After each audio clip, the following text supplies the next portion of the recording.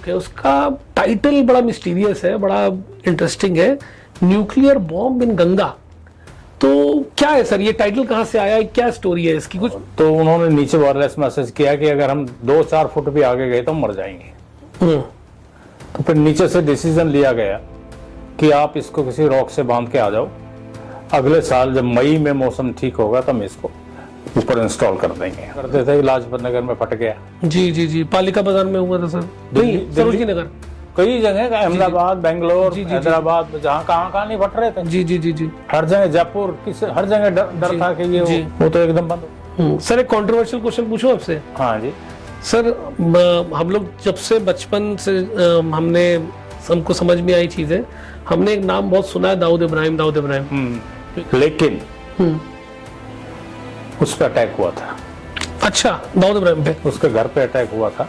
अच्छा। और web series है जैसे मान लीजिए फैमिली मैन है या कुछ कुछ, क्या आप देखते हैं ये वेब सीरीज? वो एक दफा उसने कुछ मेरी किताब की नकल मार के शुरू करनी चाहिए थी किसी लोगों ने। अच्छा। तो मैंने उनको फिर लीगल नोटिस दिया था। अच्छा। तो वो भाग गए थे, चुप हो गए। RNAW या आम भाषा में हम और आप जिसको रॉ बोलते हैं, उसके बारे में कोई भी इंफॉर्मेशन हमें या मूवीज से या वेब सीरीज से मिलती है, और हम कभी सोचते हैं कि क्या ये सच है, क्या ये जो हमारे सामने चल रहा है ये एक्चुअल में होता भी होगा या सिर्फ और सिर्फ बड़ी चढ़ी बातें हैं। आज लेकिन हमारे जो पॉडकास्ट के गेस्ट हैं, आप सबको मैं बता दूं RK यादव सर के बारे में। Sir has worked with RNAW for 27 years. Also, उन्होंने 2 ऐसी किताबें लिखी हैं जो RNAW की कुछ ऐसे इंसाइट्स बताते हैं जो आपको और कहीं नहीं मिलेंगे। आज बहुत रिक्वेस्ट करने के बाद मैं सर को मना के लेके आया हूं स्टूडियो में। हम बात करेंगे ऐसे ऐसे टॉपिक्स के बारे में कि सुन के आपको मजा आ जाएगा, और साथ ही साथ एक बहुत बड़ा कंसर्न जिसके बारे में हमें भी नहीं पता था, वो हम इस पॉडकास्ट में कवर करने वाले हैं। पूरा पॉडकास्ट ध्यान से देखिएगा, it will be entertaining, it will be informative, and thank you so much. Let's start rolling. Sir thank you so much for coming. Thank you. आप तो सर सबसे पहले आज की ही न्यूज में देख रहा था सुबह कि अपना ईरान भी कूद गया है वॉर में, और इजराइल के ऊपर उन्होंने मतलब बम दागने शुरू कर दिए हैं। सर क्या लग रहा है आगे क्या होने वाला है? इजराइल रिटेलिएट करेगा। इजराइल जो है वो लड़ाई अपने सर्वाइवल की लड़ रहा है जी। उसका हर तरफ से इन्होंने घेराव किया हुआ है, जो जितने भी मुस्लिम कंट्रीज हैं उसमें। और वो अब से नहीं है, वहाँ तो जो बच्चा पैदा होता है और जब वो थोड़ा ग्रो अप होता है तो तब से ही उसके दिमाग में ये चीज़ें डाल दी जाती हैं और वो फिजिकली मेंटली वहीं से तैयार होता है। और इवन वहाँ की लड़कियां भी हर चीज़ से ट्रेंड हैं। तो इजराइल तो अपने सर्वाइवल की लड़ाई लड़ रहा है, और ईरान पहली दफा इजराइल के अगेंस्ट उतरा है। हालांकि लड़ाई बहुत पुरानी चल रही है, तो ऑब्वियसली इजराइल रिटेलिएट करेगा, और रिटेलिएट करेगा तो उसके ईरान को भी इसका खामियाजा भुगतना पड़ेगा। Right sir. सर आप लॉन्ग टर्म में ये जो हम जियोपॉलिटिकल अगर बात करें तो इंडिया को इसमें कहाँ देखते हैं? क्या इंडिया को इसमें कहीं से कोई नुकसान या फायदा है, ये जो लड़ाई चल रही है इजराइल की अपना और उसकी? इजराइल फिलिस्तीन तो दुनिया जानती है कि कब से चल रहा है। देखिए, इंडिया की इसमें कोई क्लियर कट पॉलिसी नहीं है जी, क्योंकि इनका एक तेल का सबसे बड़ा रीजन है हमारे लिए, तो ये इनको नाराज नहीं करना चाहेगा जी सर। अगर एक मुस्लिम कंट्रीज के अगेंस्ट जाता है तो ये सऊदी अरेबिया वगैरह सब जो खिलाफ हो जाएंगे जी। तो इंडिया एक बीच में मिडवे रखेगा इसमें जी, और वो इजराइल को भी एक किस्म से अगर पैम्पर नहीं कर रहा है तो इजराइल के अगेंस्ट भी नहीं बोल रहा है। हाँ, संबंध तो अच्छे हैं इसके साथ, संबंध ठीक वो है। इजराइल अच्छे संबंध चाहता है शुरू से। इसमें मैं आपको एक इंसिडेंट बताता हूं सर। पाकिस्तान ने जो न्यूक्लियर प्रोग्राम शुरू किया तो उनकी एक जगह कहूटा नॉर्थ वेस्ट की तरफ है, तो कहूटा में इन्होंने ये अपना प्रोजेक्ट लगाया था। एक्यू खान इनका एक साइंटिस्ट था, वो नीदरलैंड से ये ये न्यूक्लियर मटेरियल वगैरह चुरा के लाया था ट्रकों में भर के। अच्छा। तो वो वहां पे उसने जो ये शुरू किया प्रोग्राम, तो ऑब्वियसली इजराइल वाज कंसर्न, और इजराइल ने 1977-78 it was some time at that time उस कहूटा पे एयर अटैक करने का प्लान किया था। अच्छा, ये कहूटा कहाँ पड़ता है सर? पाकिस्तान में। पाकिस्तान में, जी। इनका जो जैसे हमारा न्यूक्लियर इंस्टॉलेशन कई जगह है, इनके हेडक्वार्टर है, ऐसे उनका कहूटा में था। अच्छा सर। तो उस पे जब अटैक करने का इजराइल ने प्लान किया, तो इंडियन गवर्नमेंट से उन्होंने एक मदद मांगी थी कि हमारे प्लेन अटैक करेंगे, अटैक करने के बाद फिर वो वापस जब जाएंगे तो उनका फ्यूल खत्म हो जाएगा जी। तो रिफ्यूलिंग के लिए इंडिया से उन्होंने परमिशन मांगी थी। तब मोरारजी देसाई प्राइम मिनिस्टर थे। अच्छा सर। तो उन्होंने परमिशन नहीं दी थी। नहीं दी थी? नहीं दी थी। अच्छा। और ये मैं समझता हूँ बहुत बड़ा ब्लंडर था, क्योंकि अगर वो होता तो पाकिस्तान आज जो न्यूक्लियर उसकी हमें धमकी देता है तो वो चीजें पैदा ही नहीं होती। इजराइल खत्म कर देता, इजराइल खत्म कर देता इसको। क्या बात है सर, ये बड़ी इंटरेस्टिंग है सर। ये अगर आप जैसे लोगों से बात करेंगे, हम तो आम आदमी, हमें तो ये सब पता नहीं चल पाता है। तो सर अगेन वेरी ब्लंटली, क्योंकि आप, और इसके लिए उनका डिफेंस मिनिस्टर होता था मोशे डायन, इजराइल का जी। वो उसकी एक आंख थी तो यहाँ पे वो कपड़ा लगाता था। अच्छा। समय में तो वो बॉम्बे आया था। अच्छा। और हमारे ऑफिसर्स से या ऑफिशियल से उनसे नेगोशिएशन करने के लिए उसने कोशिश की थी, लेकिन क्यों मुराजी एक जिद्दी आदमी था तो उसने इसकी परमिशन नहीं दी, और वो आज पाकिस्तान जो एटॉमिक सिरदर्द हमारे लिए बना हुआ है वो शायद नहीं बनता। वाह। तो सर मतलब it is so shocking to understand and listen from right, मतलब आप से बेहतर तो कोई होगा नहीं इसको जानने के लिए। सर आप जब आज देखते हैं तो करंट गवर्नमेंट जो है, लोग कहते हैं कि उसने जियोपॉलिटिकल लेवल पे बहुत अच्छा काम किया है, या आपका उसमें सर क्या टेक है? करंट गवर्नमेंट वर्सेस पुरानी गवर्नमेंट्स को रिलेटेड इंटरनेशनल पॉलिसीज में कहां तक बदलाव आप देखते हैं? रिलेटेड टू जैसे मान लीजिए कि ये परमिशन आज की डेट में मांगी जाती, अगर इजराइल आज की डेट में अटैक करना चाहता पाकिस्तान में, एग्जैक्टली सेम सिचुएशन होती, तो आपको क्या लगता है करंट गवर्नमेंट मतलब दे देती? ये भी नहीं देगी। ये भी नहीं देगी। ये तो गवर्नमेंट बहुत ज्यादा प्रो जो है अरेबिक कंट्रीज। ओ, मोदी ने कितने चक्कर लगाए हैं आप देख रहे हैं। Right sir. और अगर आपको याद है पीछे उसने G20 की समिट यहाँ पे हुई थी जी, and how he received the prince of Saudi Arabia. Right. तो सर इससे लेकिन ये कहीं ना कहीं ये नहीं है कि ये डायरेक्टली, क्योंकि पाकिस्तान जो हमारा मेन एक तरीके से एंटी फोर्स है, उसको कमजोर करने के लिए वो अरबिक कंट्रीज से डायरेक्टली टाई अप कर रहा है इंडिया, या वो एक चैनल को तोड़ रहा है और सीधे संबंध बना के उनकी फंडिंग को रोक रहा है, कुछ इस तरीके से हो रहा है क्या? नहीं, वो पाकिस्तान की फंडिंग नहीं रोकेंगे। वो मुस्लिम ब्रदरहुड है, तो वो पाकिस्तान की फंडिंग वगैरह नहीं रोकेंगे। वो भले ही सामने से दिखाते रहेंगे, वो ड्यूअल पॉलिसी रखेंगे वो भी। राइट। अच्छा सर, बात करते हैं थोड़ा सा इंडिया के पर्सपेक्टिव में। तो आपके हिसाब से सर इस समय इंडिया का सबसे बड़ा दुश्मन कौन है? पाकिस्तान तो एक सबको पता है, और कौन सी कंट्रीज हैं? क्या श्रीलंका, चाइना? क्योंकि हम तो हर तरफ से दुश्मनों से घिरे हुए हैं, लोगों को भले ही रियलाइजेशन नहीं हो रहा है। आप सर इस बारे में अब कुछ प्रकाश डालें। चाइना, श्रीलंका जो है के बारे में मैंने किताब में भी लिखा अपने मिशन RNW में। मैंने डोवाल साहब कहीं मिले थे तो मैंने तो पूछा था कि श्रीलंका में कैसे कैसे क्या ये राजपक्षे वगैरह, कहता डोवाल साहब का उस वक्त काउंटर वो था ब्लास्ट। कहते कर तो दिया सीधा। हाँ, क्या बात है। ये वर्ड थे उनके, वो मैंने किताब में लिखा है। अच्छा, हाँ, क्या बात है। राजपक्षे की मैंने कहा ये 4 भाई हैं ये, तो प्रेसिडेंट से मिले होंगे, कुछ ना कुछ हुआ होगा कुछ, तो वो विद रिगार्ड टू चाइना कुछ रिड्यूस हुआ है वहां पे चाइना की प्रेजेंस। तो डोवाल साहब के यही वर्ड थे कि कर तो दिया सीधा। क्या तो ये बहुत बड़ी बात थी, उसके पीछे काफी चीजें छुपी हुई हैं।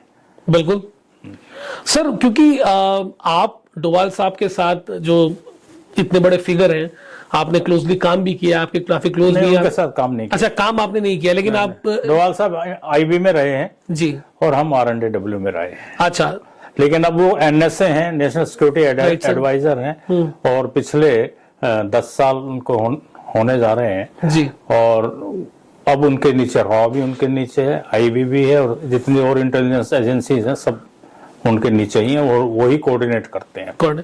तो सर कुछ NSA साहब के बारे में बताएं सर, मतलब क्योंकि आपकी बुक का उद्घाटन भी उन्होंने किया था। नहीं, उद्घाटन नहीं किया था, प्रेजेंट की थी मैंने। प्रेजेंट की थी आपने उन्हें, क्योंकि बुक के मैंने ये फोटो देखी है, आप उनके साथ खड़े हैं। हाँ। और नहीं, मैंने उनको प्रेजेंट की थी। अच्छा सर, हाँ। तो सर आप क्या डोवाल साहब से ऑब्वियसली आप मिले हैं, क्योंकि मैंने आपकी फोटोज देखी है उनके साथ, तो उनके बारे में सर कुछ बताएं please, because you are the man from inside. ये किताब मैंने लिखी थी, मैं उनको प्रेजेंट करने गया था सर, तो तब मिले थे जी, और उनसे काफी बातें हुई काफी देर तक, और he is a very thoroughly knowledgeable person, and उनमें किलिंग इंस्टिंक्ट है सर, और वो कोई भी बोल्ड डिसीजन लेना वो ले सकते हैं, प्रोवाइडेड उनको पूरी पावर दी जाए। क्योंकि पहले ये जब ये जयशंकर जब फॉरेन मिनिस्टर बने हैं, तो उससे पहले फॉरेन पॉलिसी को टोटली वो कवर करते थे। Right sir. और उनकी जो पॉलिसी थी वो एग्रेसिव थी, मतलब उनको पाकिस्तान को कहीं कुछ करना है सीधा तो करेंगे वो, और फॉरेन पॉलिसी के हिसाब से जयशंकर जो है बाबू है। तो वो ऐसा जो है हार्श डिसीजन कुछ नहीं ले सकता कि मान लो कहीं लाहौर में कुछ करना है, अभी शहीद को उड़ाना है, तो वो डवाली डिसीजन ले सकते हैं, कर सकते हैं, और कुछ किया भी है पीछे। लेकिन ये जयशंकर नहीं करेंगे। जयशंकर तो वही अपनी पुरानी हमारी ये थी फलाना, उन चीजों को घुमा फिरा के फॉरेन पॉलिसी पे, तो he is a Babu in my opinion. तो डोवाल जो है वो एक किस्म से एग्रेसिव पर्सनालिटी है, और वो कोई भी बोल्ड डिसीजन ले सकते हैं। अच्छा सर, न्यूज में आजकल खासकर इंटरनेशनल मीडिया बड़ा हाईलाइट कर रहा है, और वो दिखा रहे हैं कि इंडियन इंटेलिजेंस एजेंसीज अब फॉरेन लैंड में ऑपरेशंस कर रहे हैं। लोगों को, जो हमारे यहाँ पे वांटेड लोग हैं, उनको एलिमिनेट किया जा रहा है। कनाडा के जो हमारे यहाँ के वांटेड लोग हैं, उनको वहां एलिमिनेट किया कर रहे हैं। जैसे कनाडा के प्राइम मिनिस्टर ने भी बोला कि इंडियन इंटेलिजेंस जो है उनके इंटरनल मैटर्स में जो है इंटरफेयर कर रहा है। आप सर उस बारे में क्या क्या ये सच है पहले की, या झूठ है, या इसके थोड़ा सा मैं जो बैकग्राउंड है, जो हमने भी वॉच की है और सबने वॉच की होगी। जब ट्रूडू यहाँ आया था G20 की मीटिंग में सर, तो प्राइम मिनिस्टर मोदी ने सर उसके साथ बड़ी देर लंबी बातचीत की थी, और ये हाईलाइट भी हुआ था कि इतनी देर काफी।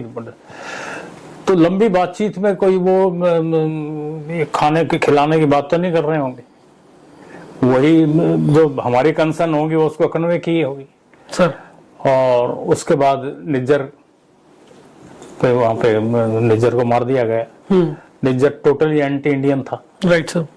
अभी वो पन्नू एक और है, वो भी भागा फिर रहा है। राइट। तो ये अगर इन पे कोई अटैक हो रहा है तो ऑब्वियसली आप इसमें खुद सोच सकते हैं वो क्यों हो रहा है, कहां से हो रहा है। बिल्कुल सर। तो सर लेकिन ये पहले भी होता था कि अब मीडिया में ज्यादा हाईलाइट हो रहा है कि आपके मतलब लेट्स से 80s या 90s के दौर में भी क्या एजेंसीज ऐसा कुछ करती थी? उस वक्त की हमारे इंटेलिजेंस के जो हेड थे ना, वो थोड़े कमजोर थे, इस किस्म का डिसीजन नहीं लेते, ज्यादातर बचते थे जी। लेकिन ये अजीत डोवाल जो हैं, ये तो काफी इस मामले में सीरियस हैं, पक्का नेशनलिस्ट आदमी है, एंटी इंडियन एलिमेंट पे जो कुछ करना है वो जरूर करेंगे। Right sir. सर कुछ बात करते हैं RNAW के बारे में। बड़ी मिस्टीरियस ऑर्गेनाइजेशन है, खासकर जब ये वेब सीरीज आजकल तो अलग अलग थीम पे बनती है, लोग देखना ही पसंद करते हैं। सर आप कैसे RNAW में आए, अपनी जर्नी थोड़े बताएं सर प्लीज। देखिए, मैं दिल्ली के गांव का लड़का था जी। हमने कभी सुना भी नहीं था ये क्या है एजेंसी। तो मैं कहीं पे एक गवर्नमेंट जॉब कर रहा था, तो वहां पे किसी ने मुझे कहा कि भाई एक ये डिपार्टमेंट है कैबिनेट सेक्रेटरीट, इसमें कुछ वैकेंसी है, आप यहाँ अप्लाई कर दो। अच्छा सर। तो मैंने कहा भाई मुझे तो पता नहीं। तो उसने कहा मेरे कोई जान पहचान के हैं वहाँ, मैं आपकी एप्लीकेशन वहाँ लगवा देता हूँ। ये सर कब, कौन से ईयर की बात है? 73 की बात। 73, ठीक है सर। ओके। तो मैं 73 में वहाँ रिक्रूट हुआ, एग्जाम दिया, एग्जाम क्वालिफाई हुआ बाकायदा, फिर इंटरव्यू वगैरह हुए। तो इंटरव्यू भी काफी टफ होते थे। तो पर्सनालिटी टेस्ट वगैरह मतलब वो उसमें हम क्वालिफाई करके वहाँ उसमें लग गए थे जी। तो रॉ के अंदर एंट्री इतनी आसान नहीं है सर, और उसमें बाकायदा कई तरह के रिटन टेस्ट होगा पहले, फिर पर्सनालिटी टेस्ट होगा, फिर और काफी उसमें एंट्री का प्रोसेस काफी डिफिकल्ट है। Right sir. अच्छा सर, मान लीजिए इसकी कहीं नोटिफिकेशन अब तो निकलती नहीं है, अलग से RNAW में रिक्रूटमेंट हो रही है कि निकलती है सर? आजकल छोटी नीचे वाली पोस्टों पे जी वो UPSC से कर रहे हैं। अच्छा। हाँ। अच्छा। वो कैबिनेट सेक्रेटरी के, देखिए रॉ जो वर्ड है RNAW कहते हैं, हम रॉ नहीं कहते। जी जी तो जी। रॉ का मतलब एक पत्र, आप जो पत्रकार लोग हैं वो उसको रॉ, उन्होंने रॉ बना दिया। जी जी जी। हम तो RNAW कहते हैं। RNAW, हाँ। रॉ जो में जो ये एंट्री का प्रोसेस है वो मैंने बताया कि कुछ इस तरह का होने लगा है।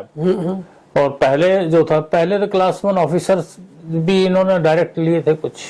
अच्छा सर। शुरू में।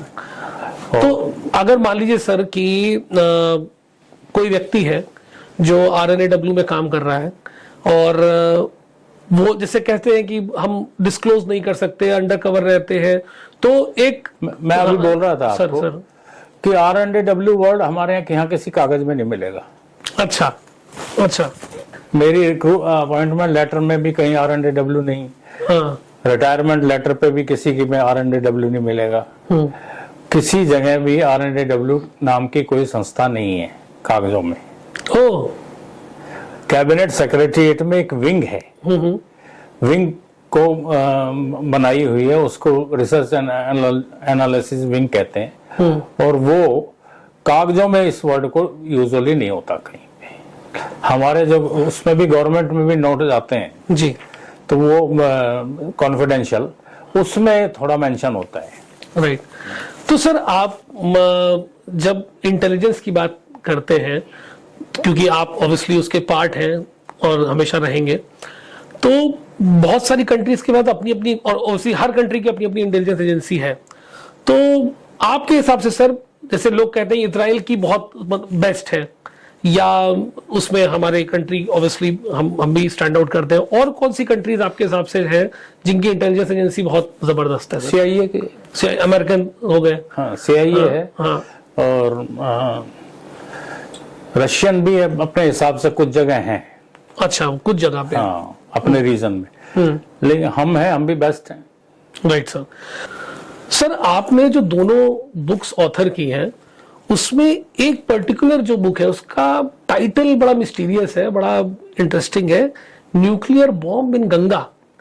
तो क्या है सर, ये टाइटल कहाँ से आया, क्या स्टोरी है इसकी? कुछ अपने दर्शकों को बताएं, बाकी हम लिंक डाल देंगे ताकि आप किताब को खुद भी पढ़ सकें। सर ये एक ऑपरेशन किया था हमारी CIA ने, और उस वक्त 65 में IB हुआ करती थी, रॉ नहीं हुआ करती थी। CIA मतलब अमेरिकन एजेंसी ने, और आप इंडियन एजेंसीज ने मिलके। हुआ क्या था, चाइना ने 1965 में शिनजियांग एक इनका प्रोविंस है हिमालय के दूसरी तरफ, वहां पे एक न्यूक्लियर ब्लास्ट किया। Okay sir. तो ऑब्वियसली इंडिया वाज कंसर्न, और अमेरिका तो दुनिया का दादा है, तो उसको तो भी इस बारे में एंजाइटी थी कि क्या आगे इसका क्या न्यूक्लियर प्लान है चाइना के। तो उस फ्यूचर में अगर नेक्स्ट ब्लास्ट कोई हो तो उसकी वेलोसिटी और उसकी जो डेंजरस पॉइंट्स हैं, वो पोल्यूशन लेवल, सब चीजें कैसे गैदर करें। तो अमेरिका CIA ने एक डिवाइस प्लान बनाई और ये डिसीजन लिया कि किसी माउंटेन पे उसको लगा के चाइना की तरफ लगाएंगे और उसको मॉनिटर करते रहेंगे, और अगला ब्लास्ट होगा तो उसमें सब चीजें ये साउंड से कैच करेंगे, तो साउंड के बेस पे उसको एनालाइज करेंगे। तो ये बनाया गया और इसका नाम ऑपरेशन हैट रखा गया था। Hat okay sir. तो अब वो कहते हैं ऑपरेशन हैट था, हमने भी मान लिया भाई है होगा। तो वो एक डिवाइस बनाएगी और उसको ये डिसीजन लिया गया कि नंदा देवी पे इसको लगा देते हैं, नंदा देवी टेम्पल के ऊपर, माउंटेन पे सर। हाँ। नंदा देवी माउंटेन पे लगा देते हैं और वो उससे मॉनिटर करेगी और नीचे वायरलेस से हम इसको कैच करके जब आगे अमेरिका में इसको एनालाइज करेंगे उस साउंड से। तो इसमें हमारी जो लॉजिस्टिक हेल्प थी कि हमारे जो माउंटेनियर थे वो लेके जाएंगे और लगवाएंगे। डिवाइस अमेरिकन रहेगा और डिवाइस अमेरिकन है, सब चीजें ऑपरेशन उनका है, सिर्फ लॉजिस्टिक सपोर्ट हमारी है। तो उसमें हमारे एक कैप्टन कोहली होते थे सरदार, वो माउंट एवरेस्ट 2-3 दफा उन्होंने फतेह की थी, तो उनकी टीम को लिया गया और वो जब रखने गए 65 में, तो जब डेजिग्नेटेड जो प्लेस था उससे 400-500 फीट पहले जब वो माउंटेनियर उसको लेके पहुंचे तो बहुत तेज ब्लिजार्ड आ गया। ब्लिजार्ड मतलब बर्फ का तूफान आ गया जी। तो उन्होंने नीचे वायरलेस मैसेज किया कि अगर हम 2-4 फुट भी आगे गए तो मर जाएंगे। तो फिर नीचे से डिसीजन लिया गया कि आप इसको किसी रॉक से बांध के आ जाओ, अगले साल जब मई में मौसम ठीक होगा तब इसको ऊपर इंस्टॉल कर देंगे। और बांध के नीचे आ गए। अगले साल जब मई में वो उसको ऊपर रखने के लिए गए तो वो रॉक जिससे उसको बांधा था वो टूट चुकी थी और वो सारे इक्विपमेंट्स वगैरह नंदा देवी ग्लेशियर नीचे था जी, उसमें गिर गए थे। ओ, तो ये उसको अगले 3-4 साल ढूंढते रहे, अमेरिकन ढूंढते रहे, अमेरिकन भी, हमारे इंडियंस भी, सब मिलके इस पे 3-4 सीक्रेट ऑपरेशन था, उसको ढूंढते रहे, लेकिन वो नहीं मिली। ओ, अब उसमें खतरा क्या था कि वो कैसे एक्सपोज हुई वो भी आपको बताऊंगा सर। कि उसमें जो ऊपर इंस्टॉल करने के लिए एक वो डिब्बी बनाई गई थी, उस डिब्बी में एक न्यूक्लियर रेडिएशन मटेरियल है PU-238। Okay sir. वो डिब्बी के अंदर था और उसको ऊपर लगा के वही मॉनिटर करता सारा। ये PU-238 क्या है? एक न्यूक्लियर रेडिएशन मटेरियल है जी। अमेरिका ने 2nd वर्ल्ड वॉर में 45 में नागासाकी पे बॉम्ब डाला था जापान में। जी जापान में जी। और जब 2nd वर्ल्ड वॉर, और उस बॉम्ब में ये मटेरियल था, अच्छा, PU-238। और अमेरिका ने उसको बगैर टेस्ट किए बॉम्ब को जल्दी जल्दी में बनाया और ले जाकर ऊपर डाल दिया जापान पे। तो एक रात में 75,000 लोग वहां मरे थे, चाइनीज, और कई साल तक वहाँ जापानीज, और कई साल तक वहां पे जो है इसका इफेक्ट रहा और लोगों को बड़ी परेशानी हुई। उसमें जो ये PU-238 था उस बॉम्ब में, अमेरिकन बॉम्ब में, वो 6.5 किलो था जी सर। और जो हमारी ये डिवाइस नीचे गिरी हुई है इसमें 1.75 kg है। ओ, तो अभी भी वो डिवाइस नहीं मिल पाई है सर? अभी वो नीचे पड़ी हुई है।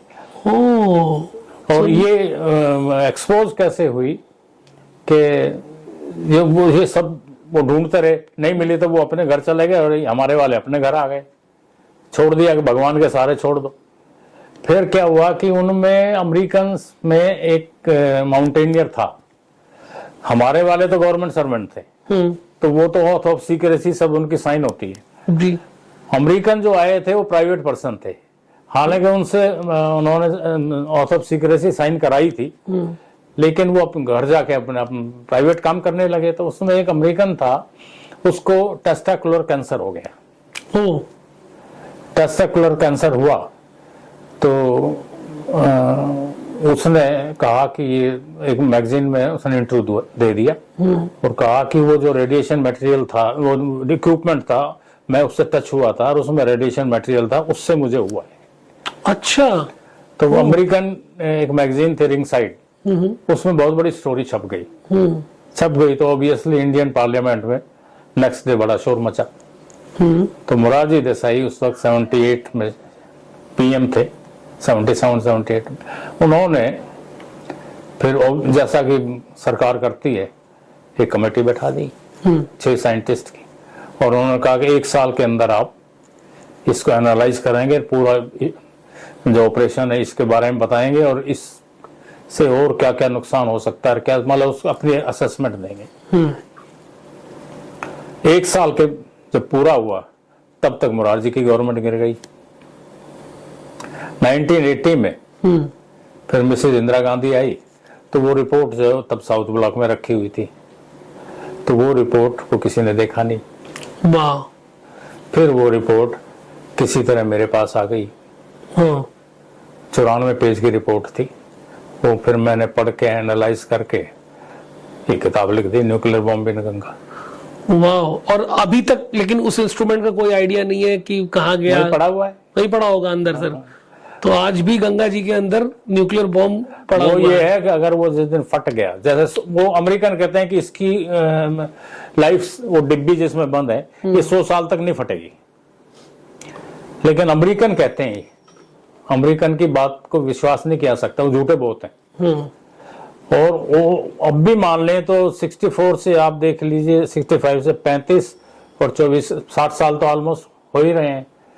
तो अब मैंने अभी किताब लिखी थी, सोचा नहीं, यही सोचा था कि भाई आने वाली, हम तो तब होंगे नहीं, तो आने वाली जनरेशन को कम से कम इस खतरे के बारे में बता दिया जाए और सरकार को भी बताया जाए। मैंने प्रधानमंत्री को भी चिट्ठी लिखी और प्रधानमंत्री को किताब भी भेजी, वाटर मिनिस्टर को भी भेजी और सब चीजें, चिट्ठी भी लिखी, लेकिन वहां से ना कोई एक्नॉलेजमेंट ही नहीं आया।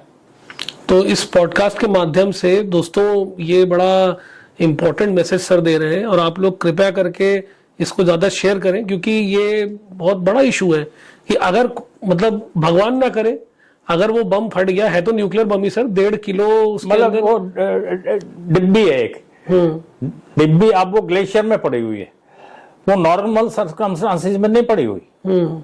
अब कितना माइनस है, क्या है नीचे जाके, अब वो डिब्बी को वो फाड़ दे, क्या करे, ये तो ये कोई मेरे जैसा आदमी तो इसके बारे में कोई अपनी ओपिनियन दे नहीं सकता और कोई भी नहीं दे सकता। और वो भी गंगा जी के अंदर जिसमें करोड़ों लोग, ग्लेशियर जहां से गंगा ओरिजिनेट होती है।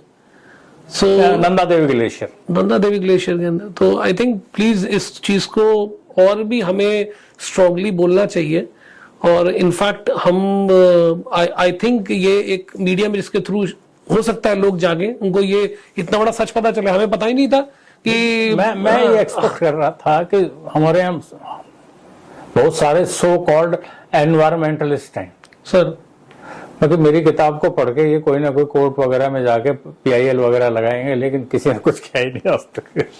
सो अगर आप देख रहे हैं, क्योंकि मैं जानता हूं सर कि किताब पढ़ने वाले लोग जो है वो कम होते हैं, लेकिन सोशल मीडिया पर दिन भर लगे रहते हैं लोग, तो अब sir you are hearing it from sir जिनके पास जेन्युइन डॉक्यूमेंट्स हैं, उसके बेस पे उन्होंने एक किताब लिखी है, और आज इस पॉडकास्ट में आके बता रहे हैं कि हमारे लिए सबसे पवित्र नदी है, बिल्कुल हमारी मदर है, हमारी मदर है, हमारा मतलब माँ गंगा बोलते हैं, माँ गंगा बोलते हैं, कैसे ओरिजिनेट हो वो सब मैंने किताब में लिखा है, उसके बारे में हिस्टोरिकल बैकग्राउंड भी लिखा पूरा। हाँ, और उसके अंदर एक इतना बड़ा बॉडी से बॉम्ब तो है ही है, लेकिन एक पॉल्यूटेंट पड़ा हुआ है।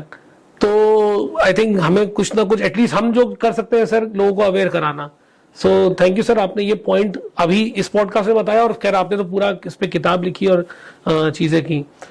तो सर आपने जब RNAW ज्वाइन किया था, तो कुछ आपकी स्पेशल सर ट्रेनिंग हुई थी क्या, कि ये एक नॉर्मल जॉब है जहां पे अलग अलग आपको असाइनमेंट्स दिए जाते हैं, या फिजिकली जैसे आर्मी में ट्रेनिंग होती है वैसे भी ट्रेनिंग होती है, क्या होता है? देखिए, हर तरह की ट्रेनिंग होती है यहाँ पे। यहाँ पे लेकिन हम इजराइल की तरह गवर्नमेंट का आयरन हैंड नहीं है। आयरन हैंड का मतलब वो तो लेते हैं किसी को भी शूट कर देंगे, हम लोगों को ये पावर नहीं है।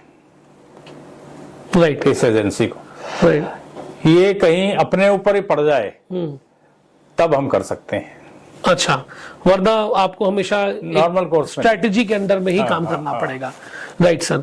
सर कभी जी जी मैंने आरएन काव साहब से पूछा था कि ये जो आपने इसका खाका तैयार किया था RNW का, ये किस बेस पे किया था? जी। तो उन्होंने मुझे कहा था कि यादव साहब, मैंने जो जितनी डेमोक्रेसी लीडिंग थी उनकी इंटेलिजेंस एजेंसीज को पढ़ा था। अच्छा सर। और उनकी सबका एक निचोड़ निकाल के फिर प्रपोजल दिया था कि रिसर्च एंड एनालिसिस विंग कैसी होनी चाहिए। तो ये गवर्नमेंट का आयरन हैंड नहीं बन सका क्योंकि हमारी अपनी लिमिटेशंस थी। वो आयरन हैंड आर्मी है या पुलिस है या और दूसरी ये जो एजेंसीज हैं, हम ऑपरेशनली काम करेंगे, सरकार को बताएंगे, सरकार उसमें अगर चाहे तो जो एक्शन लेना चाहे, हमारी मदद लेना चाहे, हम करेंगे। और किसी और हमारे गवर्नमेंट की और एजेंसी का लेना चाहे तो वो उसकी मदद लेंगे, हम भी ले सकते हैं। लेकिन सर आप अपनी मर्जी से कोई मिशन टेकअप नहीं कर सकते? नहीं, मिशन टेकअप करते हैं। कर सकते हैं, कर अपनी मर्जी से ही करते हैं। अच्छा, अपनी मर्जी से ही करते हैं। ओके। तो आप कोई एक मान लीजिए जो आपकी इंटरनल एजेंसीज, मतलब इंटरनल जो आपकी बॉडी है वो डिसाइड करेगी कि हमें ये काम करना है, RNAW अपनी मशीनरी लगा के उस पर काम करेंगे और उसको नहीं, ऑन आवर ओन हम खुद भी करते हैं। अच्छा, हमें किसी से गाइडेंस की जरूरत नहीं। Okay sir. रादर हम खुद अपने आप अपने डिसीजन लेते हैं और उस पे हाँ कुछ अगर ऐसी वाइटल चीजें हैं जिसमें प्रधानमंत्री की परमिशन की जरूरत होगी तो हमारे रॉ के चीफ जो है वो उनसे मिलकर उसकी परमिशन लेते हैं। Right sir.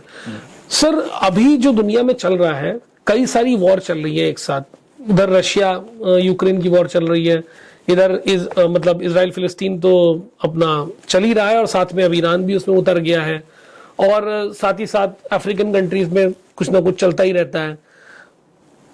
क्या आपको लगता है कि थर्ड वर्ल्ड वॉर है, आने वाली है, कि क्या ये एक छोटे छोटे पॉकेट्स में चीजें होंगी और शांत हो जाएंगी? आप इसको अपने व्यू में कैसा देखते हैं? बिकॉज आपने बहुत लंबा इतिहास देखा है लड़ाइयों का और जीतों का। थर्ड वर्ल्ड वॉर का कोई चांस नहीं है। कोई चांस नहीं है? कोई चांस नहीं है। ओके। ये वैसी एजम्पशन है। अब ये बताइए, रशिया यूक्रेन वॉर है, अमेरिका यूक्रेन को मदद करता रहेगा, राइट सर, नेटो उनकी मदद करता रहेगा, लेकिन रशिया को डायरेक्ट टच नहीं कर रहे। अब ये इजराइल का है, इजराइल के पीछे अमेरिका का हाथ है, और ईरान वगैरह जो है इनको अब आजकल क्या है कि ये हथियार बेचने की होड़ है। अमेरिकन हथियार हर जगह बिक रहे हैं, राइट सर। इसी तरह रशिया जो है ईरान को दे रहा है, मिसाइल्स भी दे रहे हैं, ये बताइए, ड्रोन भी दे रहे हैं। तो ये इस तरह का जो है व्यापार चल रहा है। ये तो ये वॉर नहीं है, बिजनेस है। बिजनेस है एक किस्म से। वॉर देखिए, वियतनाम में वॉर 21 साल चली। उस वक्त ये नहीं लग रहा था दुनिया को कि वर्ल्ड वॉर होगी जी, कहाँ हुई? हुई, बिल्कुल। अमेरिका मुंह की खा के वापिस अपने घर चला गया। हमारी जो 71 वॉर हुई थी उसमें भी उन्होंने 7th fleet bay of Bengal में भेज दिया था अमेरिका ने। अच्छा, हमारे अगेंस्ट, इंडिया के अगेंस्ट भेज दिया था। लेकिन रशिया ने फिर अपना वारशिप भेज दिए थे, और वो जब श्रीलंका के पास से क्रॉस किए थे, उधर पता चल गया था। तो आप देखिए, इंदिरा जी ने उस वक्त उस वार को बड़ी जल्दी खत्म किया, 16 दिन में खत्म करके। ये भी एक वर्ल्ड में बहुत बड़ा बहुत बड़ी अचीवमेंट थी कि 93,000 की फौज हमने सरेंडर कराई, राइट, और एक कंट्री के 2 हिस्से कर दिए। एक कंट्री को आबाद कर दिया और पाकिस्तान के 2 टुकड़े कर दिए। तो ये बहुत बड़ी अचीवमेंट थी, और इसमें हमारी RNAW का बहुत बड़ा हाथ था। ये एक्चुअल अचीवमेंट ही RNDW की थी। इस पे मैं छोटी सी वो ऐड करना चाहूंगा सर कि मार्च 1971 में पाकिस्तान की जो आर्मी थी उन्होंने ईस्ट पाकिस्तान में जो बांग्लादेश है जी, वहां पे हिंदू पॉपुलेशन को मारना शुरू किया, मैस्करिंग शुरू हुई वहां से। हमारे वहां के उनकी लड़कियों को उठाना शुरू किया, ये किया, मतलब जो इनह्यूमन अत्याचार थे वो सब उन्होंने शुरू कर दिए थे। तो रिफ्यूजी इधर आने शुरू हो गए। तो कई लाख रिफ्यूजी जो थे बंगाल में और उधर त्रिपुरा, अगरतला, मणिपुर वगैरह में वो एंटर हो गए। तो इंदिरा जी ने उस वक्त दौरा किया था, अमेरिका का भी किया था, और वो अमेरिकन प्रेसिडेंट से मिली थी। तो निक्सन जो था एंटी इंडियन था, तो अच्छा, तो प्रेसिडेंट था। तो इंदिरा जी जब मिली उनसे तो उसने how is the climate, how is like this, मतलब वो उसने उस मुद्दे पे बात नहीं की, अच्छा, पाकिस्तान के मुद्दे, क्योंकि पाकिस्तान इनका एलाई था। पाकिस्तान को ही सब सपोर्ट देते थे। ये पाकिस्तान चाइना के नजदीक जाने के लिए उनका जो कॉरिडोर था वो पाकिस्तान था। तो इंदिरा गांधी जब वापस आई तो आने के बाद मार्च में उन्होंने जनरल मानिक शाह को बुलाया और हमारे जो रॉ के चीफ थे RN काव उनको बुलाया, राइट सर, दोनों को। तो उन्होंने मानिक शाह को कहा, इंदिरा जी ने, कि जनरल ये लाखों रिफ्यूजी यहाँ आ गए हैं और ये हमारे लिए बहुत बड़ी प्रॉब्लम है और ये कंटिन्यूड है और मुझे पाकिस्तान के 2 टुकड़े करने हैं। ओके, वो क्लियर थी इस बारे में। हाँ, ये कंट्री मुझे लिबरेट कराना है। तो आप अपनी आर्मी को से कहिए यहाँ पे एक्शन ले। तो मानिक शाह ने भी ब्लंटली जवाब दिया कि मैडम, जो मेरी आर्मी है वो इस तरह की ट्रेंड है कि वो हमारी बॉर्डर को सिक्योर करने के लिए ट्रेनिंग दी गई है उनको, अक्रॉस द बॉर्डर जाके अटैक करने के लिए उनको ऐसी ट्रेनिंग नहीं है। ओ अच्छा, मतलब डिफेंस की है, ऑफेंस की नहीं है। ऑफेंस की नहीं है। हाँ, हाँ। तो इंदिरा जी ने कहा उनको, मानिक शाह को, कि नहीं है तो आप उनको ट्रेन करो। उसने कहा यस मैडम, मैं ट्रेन करता हूँ। कहते जब आप तैयार हो जाएं तो आप मेरे पास आ जाना। तो उसने कहा अप्रोक्सीमेटली, इंदिरा ने कहा, इंदिरा जी ने, कि कितना टाइम लगेगा? तो कह जी I think within 6 months। ठीक है, आप तैयारी करिए, जब आप तैयार हो जाएं तो मुझे आके बताना। फिर वो मानिक शाह चले गए। तो इंदिरा जी ने काव साहब को कहा अब आप अपना काम करिए। उसी वक्त हमारे जो ऑपरेटिव्स थे ईस्ट पाकिस्तान के 3 तरफ से, एक तरफ तो समुद्र है उनके, जी जी जी, उधर से ऑपरेशन शुरू हुए और हमारे लोगों ने मुक्ति वाहिनी एक संस्था बनाई जी, जो कि एक मिलिटेंट ऑर्गेनाइजेशन थी और उन्होंने अंदर घुस के पाकिस्तानी आर्मी का ये हाल कर दिया था कि वो अपनी कैंटोनमेंट में घुस गई थी और वो ये कह रही थी कि किसी तरह हम यहाँ ये सारे ब्रिज उड़ा दिए थे, उनकी सब स्ट्रेटेजी कनेक्टिविटी सब खत्म कर दी थी, मार भी रहे थे उनको। तो ये हाल कर दिया था कि आप देखिए, जब इंडियन आर्मी 3 दिसंबर 71 को ऑपरेशन के लिए घुसती है, 16 दिसंबर को 93,000 सरेंडर कर देते हैं। हाँ, इतनी जल्दी। बॉर्डर से ढाका जाने के लिए ही हफ्ते 2 हफ्ते लग जाते हैं। तो वो सिर्फ आर्मी गई तो अंदर वो खुश हुए कि आ गए, हम अब बच जाएंगे, नहीं तो अदरवाइज तो हमारी यहाँ पे सफाया होना निश्चिंत था। तो ये जो मुक्ति वाहिनी थी सर, आप कह रहे हैं ये RNAW का काम था? बिल्कुल, ये इन्होंने बनाई थी। हाँ। और वो इंटरनल वहां पे ऑपरेट करके उन्होंने पहले से ही सिचुएशन ऐसी कर दी थी कि आर्मी सिर्फ सरेंडर कराने आई गई थी। और उसमें देखिए एक हमारी संस्था और थी, SFF, स्पेशल फ्रंटियर फोर्स। उसके वो जो फाउंडर थे सरदार जी थे, उन्होंने चटगांव, उन्होंने SFF ने कब्जा किया था जाके। अच्छा। चटगांव पोर्ट बहुत बड़ा था और बहुत बड़ा सिटी था। हाँ। तो ये हालत थी कि कुछ जगह तो आर्मी थी, कुछ जगह हमारे अपनी ये SFF वगैरह भी थे जिन्होंने ये कब्जा किया था। और पाकिस्तान आर्मी ने तो बर्मा की तरफ भी भाग रही थी कि किसी तरह यहां से निकल जाएं। चटगांव वहां से सी रूट बनता है वहां जाने का।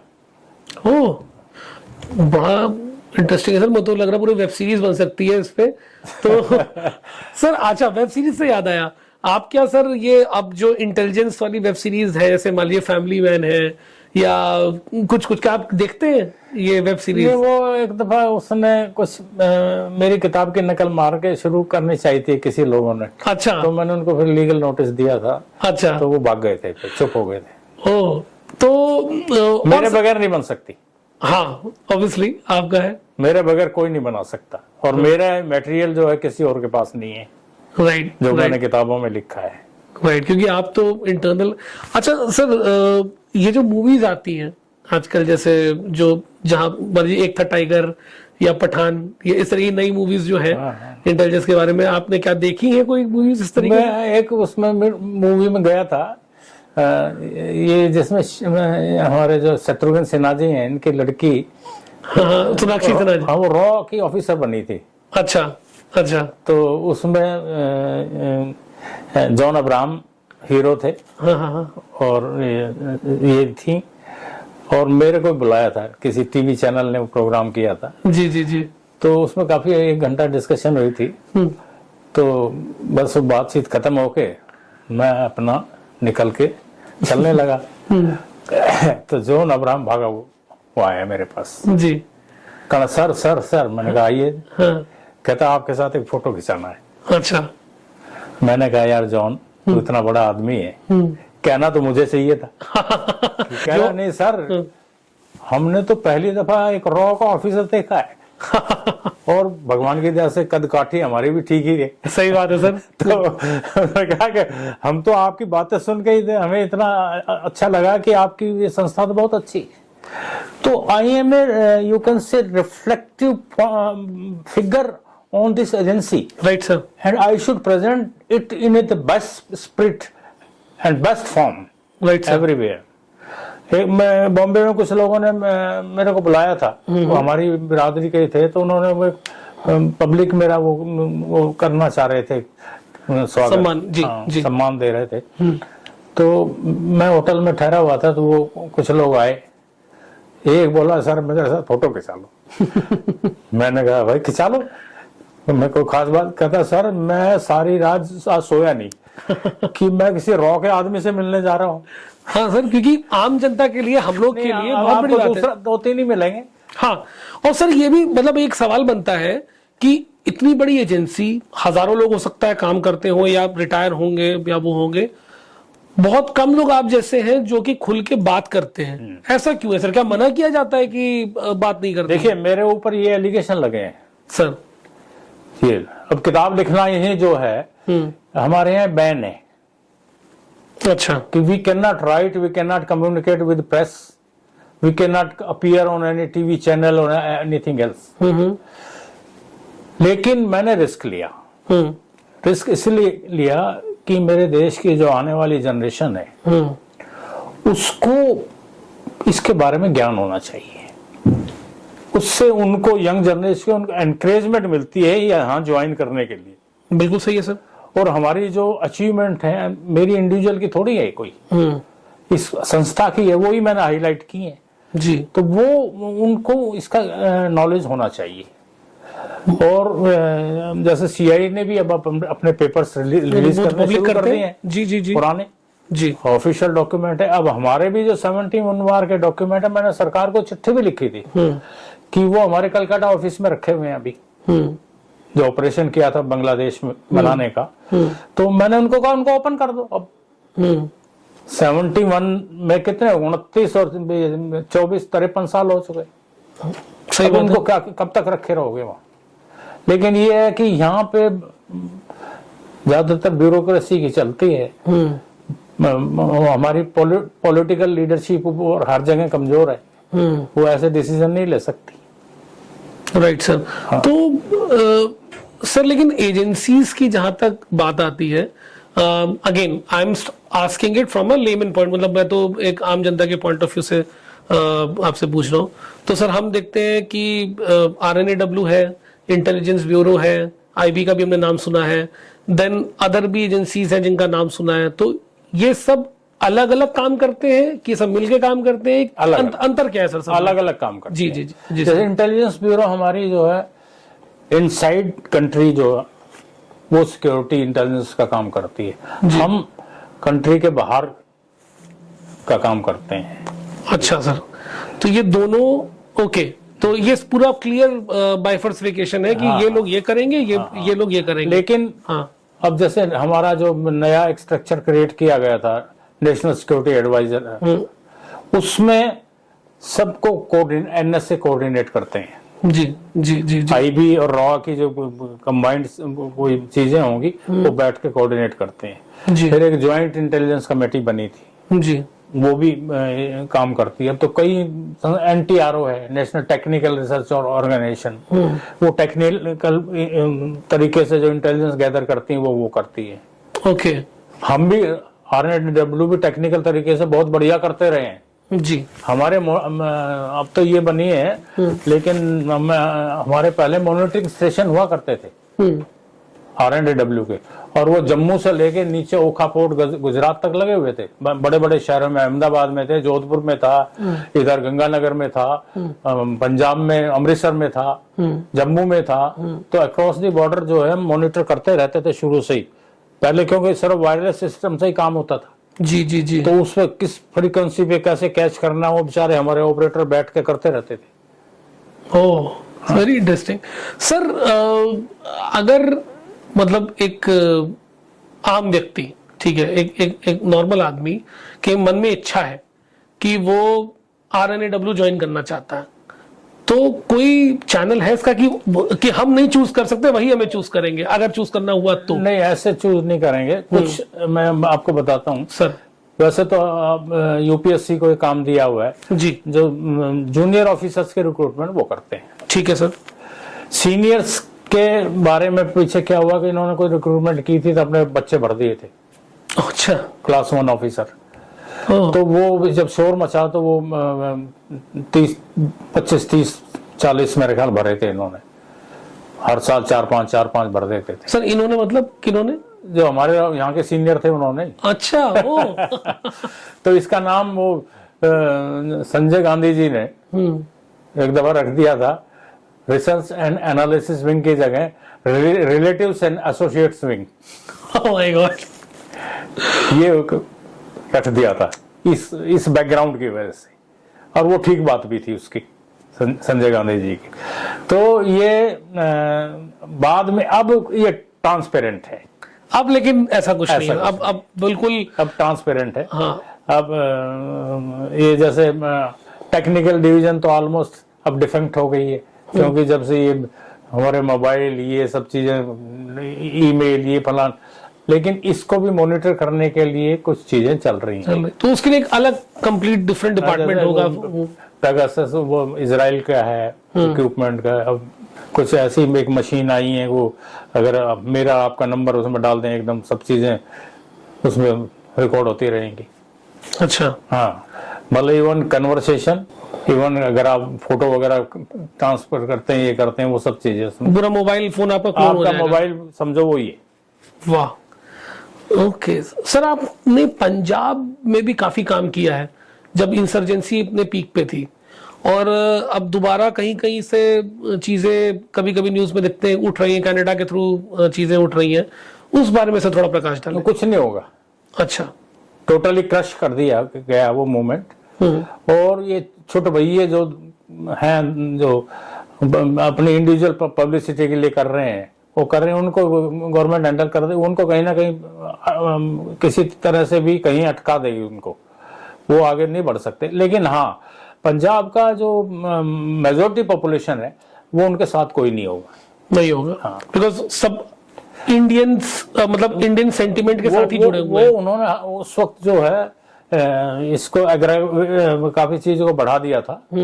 जो 80s में जो मिलिटेंसी हुई थी, और उसमें कुछ हमारे पॉलिटिकल लीडरशिप की भी कमियां थी। पंजाब की गुटबाजी जो लीडरशिप की थी वो भी जिम्मेदार थी जी। और एक भिंडरावाले नाम का आदमी इतना उन्होंने चढ़ाया कि उसने इवन इतना बड़ा गोल्डन टेम्पल है उस पे आर्मी भेजनी पड़ी। वहां पे उसने जो अत्याचार किए थे अंदर, उसकी कई किताबें लिखी गई हैं। इवन हमारे सिख ऑफिसर वहां जब गए थे ऑपरेशन के लिए, उनको ही मार दिया था। तो ये चीजें उस वक्त जो बड़ी थी उसमें पॉलिटिकल लीडरशिप का ज्यादा हाथ था जी, वहां की, पंजाब की। तो अब ये कह सकते हैं कहीं ना कहीं सर की जो खबरें हम लोग देखते हैं कि दोबारा खालिस्तान मूवमेंट शुरू होगा, कनाडा में ही मरने लग रहे हैं। हाँ था, तो कनाडा में ही मर, सही इंडिया में तो क्या है, ये करेंगे अब कोई ऐसा एलिमेंट इंडिया में पैदा नहीं हो सकता। जब कनाडा में ही हैंडल कर रहे हैं तो इवन पाकिस्तान में 3-4-5 बैठे हुए हैं, वो भी अब इवन हाफिज सईद जो है रावलपिंडी हेडक्वार्टर के अंदर बैठा हुआ है। सर एक कंट्रोवर्शियल क्वेश्चन पूछूं आपसे? हाँ जी सर, हम लोग जब से बचपन से हमको समझ में आई चीजें, हमने एक नाम बहुत सुना है, दाऊद इब्राहिम, दाऊद इब्राहिम। क्योंकि अब तो बॉलीवुड में कई सारी पिक्चरें बनी, वो बनी। तो मैं हमेशा से ये सोचता हूँ, मैं छोटा भी था तब भी सोचता था कि इतना बड़ा गैंगस्टर है जो इंडिया में इतना सब करके और आराम से पाकिस्तान में रह रहा है, हमारी एजेंसी कुछ कर ही नहीं पाती। ऐसा क्यों है सर? ऐसा था कि वो गैंगस्टर बनाने में हमारे ही कुछ बॉम्बे पुलिस, ये उन लोगों के ज्यादा हाथ थे उसमें। वो एक मुस्लिम फैक्टर भी था वो, फिर वो कराची भाग गया है और वहां पे उसने अपना, पाकिस्तान ने उसको पूरी सपोर्ट दी, लेकिन उस पर अटैक हुआ था। अच्छा, दाऊद इब्राहिम पे? उसके घर पे अटैक हुआ था। अच्छा। और उसकी प्लानिंग अजीत डोवाल साहब ने की थी, और जिस लड़के ने अटैक किया था, विक्की मल्होत्रा, ओके, हिंदू लड़का ही है, वो लड़का वहां उसके घर के सामने उसने मकान लिया था, और वहां से जब उस पे अटैक किया जिस दिन, दाऊद इब्राहिम की किस्मत अच्छी थी कि उसकी लड़की एकदम बीच में आ गई। ओह, ये तो फायर किया उसने तो वो बीच में आ गई, किसी वजह से वो मर गई। लड़की मर गई? लड़की मर गई। दाऊद इब्राहिम इंडिया में हाँ हाईलाइट नहीं हुआ इतना ज्यादा ये तो। अच्छा, ये अटैक हुआ था उस पे। ये सर कितने साल बच गया था? कितने साल पुरानी बात होगी ये? काफी समय है इसका, मैं एग्जैक्ट नहीं बता सकता। हाँ, अच्छा। हाँ, मतलब फिर भी 10 साल पुरानी? इससे ज्यादा। इससे ज्यादा? हाँ, क्योंकि ये जो थी, अब इसमें अकेले डोवाल तो इन्वॉल्व नहीं होंगे, गवर्नमेंट इन्वॉल्व होगी। हाँ, पूरा तो वो बच गया था। अब सुना है कि उसको पाकिस्तान मीडिया में खबर हुई है कि उसको जहर दे दिया गया। हाँ, कभी कभी खबर आती है कि मर गए या कैंसर है या कुछ है, कुछ है। कैंसर नहीं, जहर का ज्यादा शोर मच रहा है। जी जी जी, वो तो दूसरा है। लेकिन हाफिज सईद को अगर रावलपिंडी हेडक्वार्टर, आर्मी हेडक्वार्टर में शरण लेनी पड़ रही है, तो इसका मतलब है हमारा ऑफेंस काफी बढ़ चुका है, ऑफेंस स्ट्रांग है। बिल्कुल। उसका भतीजा या लड़का भी पीछे मारा गया है, हाफिज सईद। हाँ, उसके घर के पास भी देख दो ब्लास्ट हुए हैं हाफिज सईद के। तो वो कुछ ना कुछ काम चल रहा है वहां भी। वाह वाह, मतलब आपसे सर बात करते करते तो मुझे मतलब ऐसा लग रहा है कि मैं कोई मूवी देख रहा हूँ। इतना इतना जबरदस्त है। आई थिंक मतलब मेरे पास क्वेश्चंस ही नहीं खत्म हो रहे हैं। मैं आपसे पूछना चाहता हूँ मालदीव्स के बारे में भी, मैं आपसे पूछना चाहता हूँ श्रीलंका के बारे में भी। जितना तक हम कवर कर पाएंगे सर हम करेंगे, और फिर मैं आपको दोबारा भी बुलाऊंगा, क्योंकि मुझे पता है एक पॉडकास्ट में आपकी सारी चीजें, जब आपने 2-2 किताबें इतनी बड़ी लिख दी, तो you have such depth. But sir जितना कर सकते हैं उतना करते हैं। आई थिंक दर्शकों को भी मजा आ रहा होगा। तो सर मालदीव्स के बारे में सर बताएं, कुछ छोटी सी कंट्री, लोग चले जाते हैं अपना, हम तो पहले यही जानते थे कि लोग हनीमून के लिए या पिक्चर की शूटिंग के लिए जाते हैं। रिसेंटली बड़ी हाईलाइट हो गई, बीच में उस पर शायद इंटरनल प्रॉब्लम्स हो गई थी, अब दोबारा उनके किसी मिनिस्टर ने मोदी जी के खिलाफ कुछ बोला, फिर अगेन छोटी सी कंट्री इतनी हाईलाइट कैसे हो रही है इंडिया में? ये अब पीछे 3 मिनिस्टर ने रिजाइन किया था इंडिया को साइड करके, जब बाद में माफी मांगी उन्होंने। जी जी। मालदीव में हिंदू पॉपुलेशन काफी है। अच्छा सर। और उसको इंडिया इग्नोर नहीं कर सकता, मालदीव को। और उन पीछे तो जो उनके प्रेसिडेंट वगैरह भी हिंदू रहे हैं वहां पे। और काफी इंडिया उनको, ये नहीं, इंडिया उसकी डेवलपमेंट के लिए बहुत काम करता है मालदीव के लिए। हाँ। जी। लेकिन कुछ अब चाइनीज इंटेलिजेंस वहां ज्यादा हुई है और उस वजह से यहाँ ये पीछे थोड़ा गड़बड़ हुई है। तो मुझे लगता है जल्दी कंट्रोल हो जाएगी, कोई दिक्कत नहीं है। ओके। क्योंकि इंडियन ओशन जो है इसमें हम चाइनीज की इंटरफेरेंस ज्यादा होने नहीं देंगे। जैसे श्रीलंका में हुई थी, तो मैंने अभी पीछे आपको कहा था कि राजपक्षे के बारे में डोवाल साहब ने कहा था कि उसको कर दिया ना सीधा। तो कुछ ना कुछ बात हुई होगी तभी तो वो बोले थे। सही बात है। किसी मीटिंग में हम और वो मिले थे, तो मैंने हंस के उनसे क्वेश्चन किया था ये। मैंने कहा वहां पे सर ये बड़ी आंखें दिखा रहा था, तो डोवाल साहब भड़क गए, कहते कर दिया सीधा उसको। तो ये he is a man of action. ये अब, लेकिन ये है कि अभी 79 ईयर्स के हो चुके हैं जी, ये जनवरी में। तो ये और बाइडन जो हैं दोनों एक ही उम्र के हैं। But sir as Indian, as a normal citizen of India, it is such a proud thing to hear कि हम जो हमेशा एक सेंस ऑफ वो रहता था, डर एक आम आदमी के अंदर, अब हम वो उससे थोड़ा सा उबर रहे हैं। हम देख रहे हैं कि हमारी जो एजेंसीज है या हमारे, क्योंकि हम तो ओवरऑल सबको ही देखते हैं, मतलब इन द सेंस कि हम कर रहे, तो हमें नहीं पता कि RNW कर रहा है कि आर्मी कर रही है कि पुलिस कर रही है, क्या कर रही है। पुलिस तो खैर इंटरनल हो गई, लेकिन तब भी एक सेंस ऑफ कॉन्फिडेंस एक नॉर्मल इंडियन के अंदर आया है सर। हमें मतलब अब लगता है अच्छा कि ठीक है, हम सेफ हैं। और मुझे लगता है कि जब मैं छोटा था तो मुझे याद है कि हम अक्सर पेपर में पढ़ते रहते थे कि बम यहाँ कुछ इतने लोग आज मारे गए, आज इतने लोग मारे गए, वो मैं भी कम हुआ है। थोड़ा इसमें बात को अपडेट कर देता हूँ। सर 2014 में ये गवर्नमेंट आई थी, अजीत डोवाल NS से बने थे। उससे पहले हम डेली सुना करते थे लाजपत नगर में फट गया। जी, पालिका बाजार में हुआ था सर, सरोजनी नगर, कई जगह, अहमदाबाद, बेंगलोर, हैदराबाद, जहाँ कहाँ नहीं फट रहे थे। जी, हर जगह, जयपुर, हर जगह डर था कि ये वो तो एकदम बंद हो गए थे। बिल्कुल हुए ना, बिल्कुल बंद हो गए। ये अचीवमेंट है ना, बहुत बड़ा अचीवमेंट है सर, बहुत बड़ा अचीवमेंट। सिर्फ हम अभी, हमारा जो वीक पॉइंट था वो कश्मीर था जी। कश्मीर का टेरेन ऐसा है कि उसमें मिलिटेंसी को रोकने में थोड़ी हमारे सिक्योरिटी फोर्सेस को प्रॉब्लम होती है, इंटेलिजेंस एजेंसी भी थोड़ा सा कमजोर पड़ जाती है वहाँ। लेकिन कश्मीर भी किसी हद तक अब ठीक है जी। टूरिज्म वहाँ पे खुल, लोग जा रहे हैं, मैं घूम के आया हूँ, घूम के आ रहे हैं जी।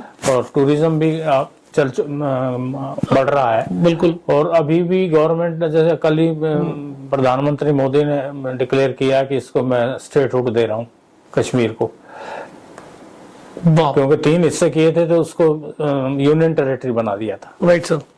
तब दोबारा उसको स्टेट का दर्जा दिया जाएगा, बाकायदा वहां का CM होगा और बाकायदा वही नॉर्मल कोर्स में सब चीजें चलेंगी। तो अब पाकिस्तान भी काफी कमजोर पड़ चुका है। तो सर बात करें बलूचिस्तान की, वहां पे सर क्या लग रहा है आपको, क्या फ्यूचर होने वाला है? अब आप रोज देख रहे हैं, कल भी 10 पाकिस्तानी मारे हैं सिक्योरिटी फोर्सेस के, और परसों भी मारे थे। तो वहाँ पे भी वहाँ के लोकल जो लोग हैं वो जो मिलिटेंट हो ही रहे हैं और उनको कहीं ना कहीं से एड मिल ही रही है, तभी वो पाकिस्तान के खिलाफ काम कर रहे हैं। तो अभी इसमें आप अपना खुद का गैस वर्क लगाइए। सर ने इशारे में बहुत कुछ कह दिया। ओके, सो सर एक लास्ट सवाल अब आपसे, क्योंकि आई नो हमने आपका ज़्यादा समय लिया है, क्योंकि बड़ा इंटरेस्टिंग है सर। हमें और दोबारा सर को हम कोशिश करेंगे कि आपके सामने जल्दी लेके आए, क्योंकि सर के पास जो स्टोरीज है वो स्टोरी नहीं है, वो सारा रियल एक्शन है। तो सर एक बस जाते जाते क्लोजिंग नोट मैं आपसे सर ये पूछना चाहता हूँ कि हमारी जो कंट्री की इंटरनल पोजीशन है इस समय, वो तो स्ट्रांग हुई है, ये हम लोग खुद देख रहे हैं, क्योंकि आपने जैसे आपने बोला कि अटैक्स कम हुए हैं, ये हुआ है वो हुआ है। ये कमजोर कब थे सर जब अटैक्स हो रहे थे हम लोग के ऊपर, मतलब इन द सेंस बम दग रहे थे हर वो जगह। थोड़ा था जब ये हमारे, ठीक है बात है वो थोड़ा। जी सर। तो मैं ये पूछना चाहता हूँ सर, इंटरनेशनली हमारी जो इमेज है वो अब सर कैसी है इन टर्म्स? हमें लोग मजबूत समझते हैं कि हमें लोग समझते हैं कि नहीं नहीं ठीक है ऐसे ही, थर्ड वर्ल्ड कंट्री है, सेकंड वर्ल्ड का? देखिए मैं इसमें थोड़ा सा, मेरी अपनी असेसमेंट है ये सर, ये गलत भी हो सकती सर।